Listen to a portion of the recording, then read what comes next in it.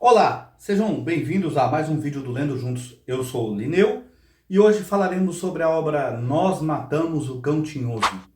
Mas, como sabem, antes de falarmos sobre a obra, precisamos saber quem escreveu, onde, como, quais as circunstâncias levaram o autor a escrever essa obra. Então, vem comigo que eu vou te contar tudo, ou quase tudo. Luiz Bernardo Ronowana é o autor. Nasceu em 1942 em Moçambique, na cidade de Lourenço Marques, atualmente Maputo. Luiz Bernardo foi preso em 64, ficou uns 3 anos preso, pois ele participava da Frelimo, Frente de Libertação de Moçambique, que lutava contra o colonialismo português em terras moçambicanas.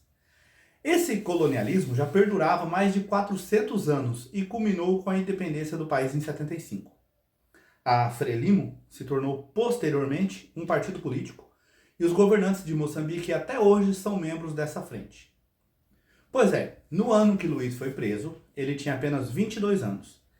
Ele escreveu 7 contos que juntos fazem parte da obra intitulada Nós Matamos o Cão Tinhoso, que é a única obra ficcional do autor. Ele seguiu carreira política posteriormente e foi inclusive ministro da Cultura em Moçambique.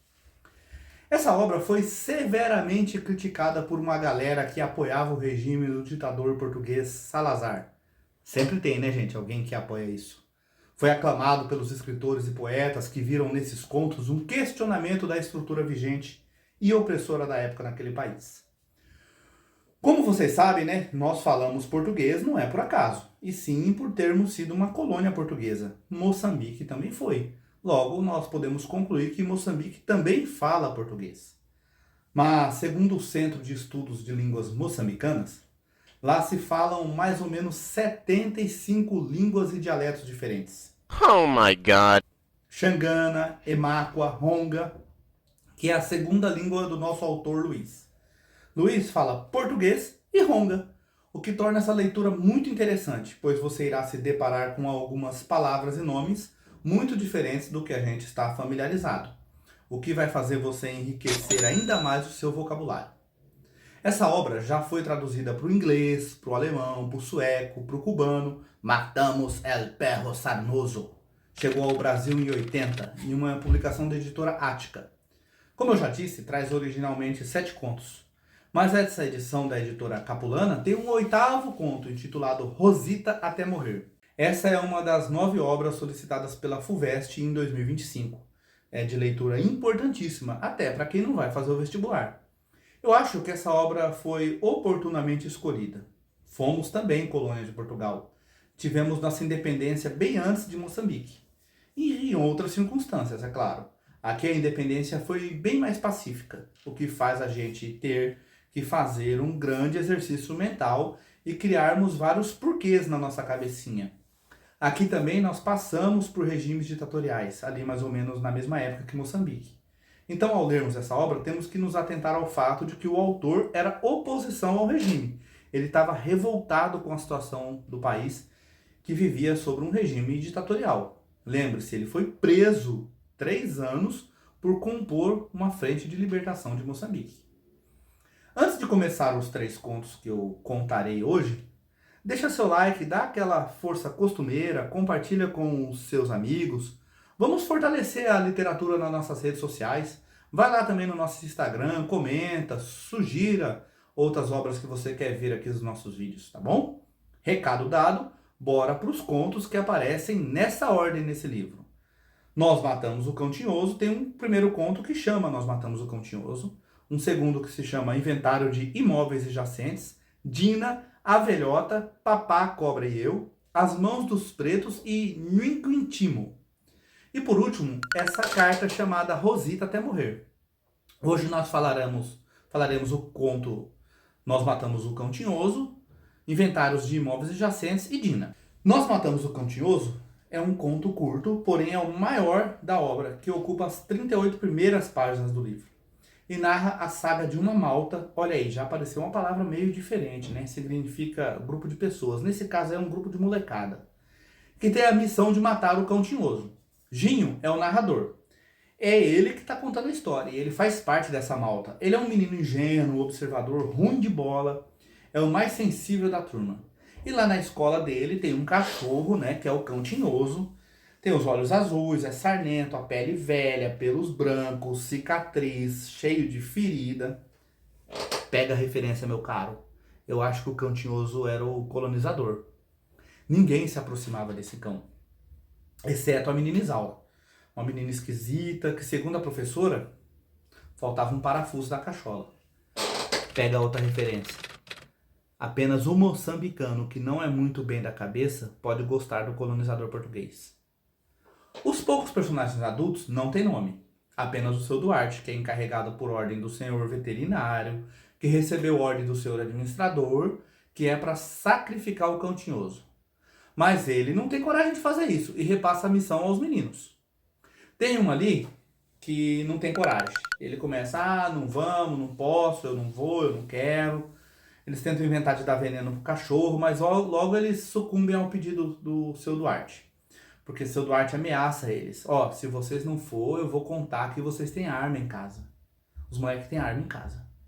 Então eles pegam as armas, tinha um revólver 22, na narrativa deles tem hora que eu contei 6 espingardas calibre 12, e eles vão na estrada do matadouro ali para matar esse cachorro.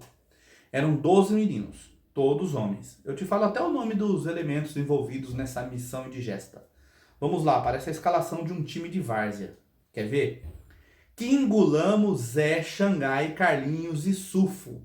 Chico, Faruque, Ginho, Telmo, Xichorro e Norotamo. 12. Chegando lá, em um certo lugar, Kim, que é uma espécie de líder dessa galera, ele pressiona o Ginho para dar o primeiro tiro. E esse momento é bem angustiante, viu?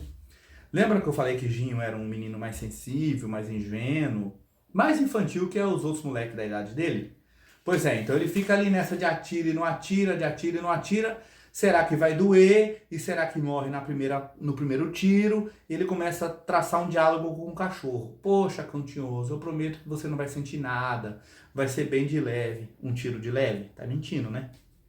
E de repente, pá! Ginho atira. Fecha os olhos, escuta um grito de gente. Devagar ele abre os olhos, tá lá deitada, agarrada no cachorro, a menina Isaura. Eles nem sabiam que ela tinha ido junto.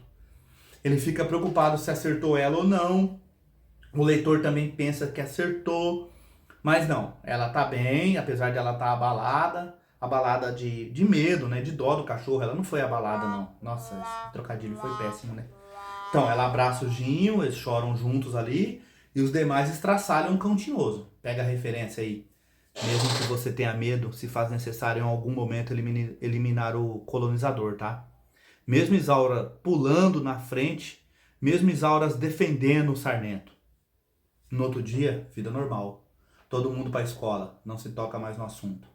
Não se arrepende de ter matado o cão. E fim da história. O segundo conto se chama Inventário de Imóveis Adjacentes. Ele é bem curto, tem apenas 4 páginas nessa edição da editora Capulana. O inventário, para quem não sabe, é um documento cartorário, digamos assim, que faz um levantamento de coisas e de coisas de pessoas falecidas, né? Cria um rol de coisas. Imóveis, a gente sabe o que é. Imóveis, casas, né? Mas nesse ponto nós entendemos como os cômodos de uma casa. E jacente, em seu sentido literal, ou seja, se você der um Google agora e digitar jacente, você encontra lá que é uma estátua horizontal. Então a gente vai entender como pessoas da casa que estão em pé, mas estão imóveis, estáticas, sufocadas, mortas de alguma forma. Assim vamos formar inventário de imóveis adjacentes. Este conto é narrado em primeira pessoa. Essa primeira pessoa está acordada, parece ser uma criança. Depois você vai entender que é o Ginho do primeiro conto, mas você só percebe que é ele em outro conto.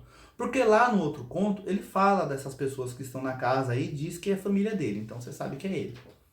Todo mundo está dormindo, exceto o narrador, que vem fazendo esse levantamento descritivo. Ou seja, um levantamento, um inventário para o leitor. Mas ele deixa transparecer bastante os seus sentimentos, né? O papá, que é o pai, está dormindo. A casa está muito quente, ele sempre se opõe a abrir a casa para ventilar. É uma casa muito pobre, colchões de palha, falta móveis, não cabe todo mundo na mesa de jantar. É uma casa pequena, quente, ali dormem várias pessoas, o colchão do pai é extremamente duro. é desconfortável, parece ser uma recomendação médica. No quarto de Ginho tem 3 camas. Ali dorme o pai numa cama dura, né? Dorme na outra cama Nelita e Lolota, e na outra cama dorme Ginho e Nandito. Ou seja, 3 camas e ali tem 5 pessoas dormindo. No outro quarto dorme a mãe e mais 2 irmãs, Gita e Tina. E no berço dorme Joãozinho e Carlinha. Tá menos desconfortável para a mãe, né? A casa tem 2 quartos, sala de jantar, sala de visitas, tem um banheiro, que no livro chama casa de banho. Tem um espaço externo, que ele chama de palhota, e a casa fica sempre bem fechada, a sensação sufocante. O único lugar confortável para dormir é a cama da mãe, um colchão de samaúma. Embaixo da cama do narrador, embaixo da cama do papá, que é o pai, tem caixas cheias de livro e tem uma estante cheia de livros. Nessa estante tem uma cortina que cobre esses livros. O narrador deixa transparecer que o papá já esteve preso e esses livros estão escondidos por isso. Ou tem algo a ver com a prisão do papá, tá? A mãe tem ali em cima de uma mesinha revistas de entretenimento, chama Life, Times e Readers. É de fofoca da vida social da classe média e isso não causa nenhum problema, ou seja, não precisa cobrir. Mas o papá acha aquilo ali uma tremenda bobeira. Lá fora tem um empregado chamado Madunana, um cachorro chamado Totó, ambos voltam posteriormente em outro conto, e eles ficam ali fora na palhota. Qual que é a sensação que eu tive ao ler esse conto, levando em consideração a vida que o autor estava vivendo? Os livros representam o conhecimento, devem estar protegidos e serão repassados para as próximas gerações. O pai está numa situação ruim, mas ele já teve numa situação pior. A mãe é a que está em uma situação melhor. Ela dorme num colchão mais macio, ela descansa seus pensamentos num colchão não muito duro. Só tá sorrindo quem não sabe o que está acontecendo. Você já ouviu essa frase? A mamãe ali, ela só lia a revista de vida, de fofoca da classe média. Ela não precisava esconder o seu conhecimento.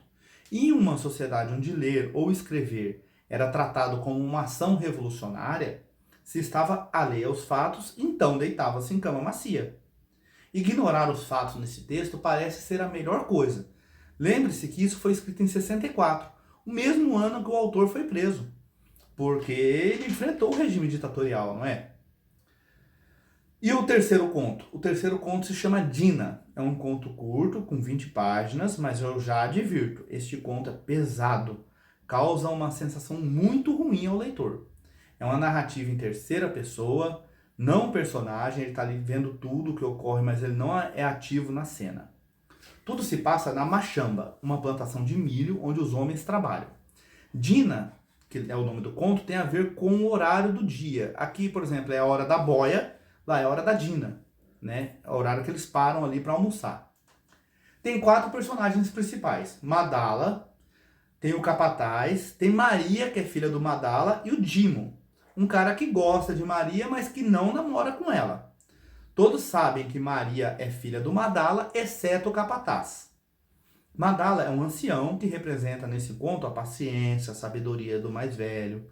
É aquele camarada lá da firma que quando tá todo mundo brigando, desesperado, ele tá ali de boa, mascando um palito, tranquilo, sossegado.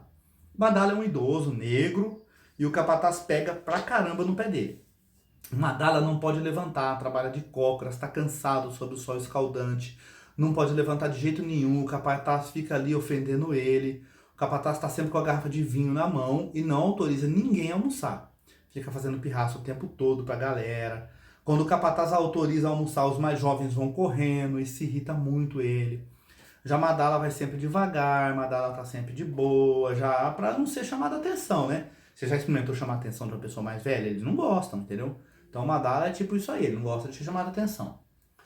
Mas aí você já entendeu que eles estão num regime de escravidão. Tem um capataz, né, que pega no pé. A situação ali é bem complicada só por isso mesmo, né? E para complicar mais ainda, Maria aparece lá na Machamba. E lembre-se que o capataz não sabe que Maria é filha do Madala. E tem mais um problema. Maria se prostitui. Então o capataz se aproxima de Maria, né? Pergunta para ela se ela está ali para enganar o Dimo, né? Ou se ela está ali para se deitar com Madala. Madala é o pai dela, o capataz não sabe. Então o narrador relata um ato gravíssimo e violento ali na Machamba com Maria. É isso mesmo que você está imaginando, tá? O capataz arrasta Maria à força para dentro da plantação e Madala presencia ali um ato de extrema violência do capataz para com sua filha Maria.